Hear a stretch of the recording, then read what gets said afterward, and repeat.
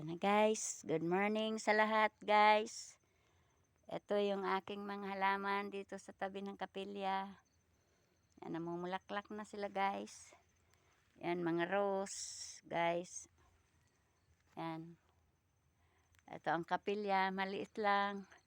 Pero maasa ako ang Panginoon magpapadala ng pampagawa ito. Salamat sa Panginoon, binigyan ako ng bahay panalanginan sa dakong to. Yan. Ito may mga bato na ako magagamit sa pagdingding. Wala pa lang akong pampagawa. Kaya kay Lord ako humihingi ng pampagawa sa kapilya. Salamat Lord. Papadala mo na sa akin yung aking pampagawa ng kapilya. Salamat Lord sa mga pagpapala mo. Marami kang mga anak na masagana. Silang tutulong sa akin.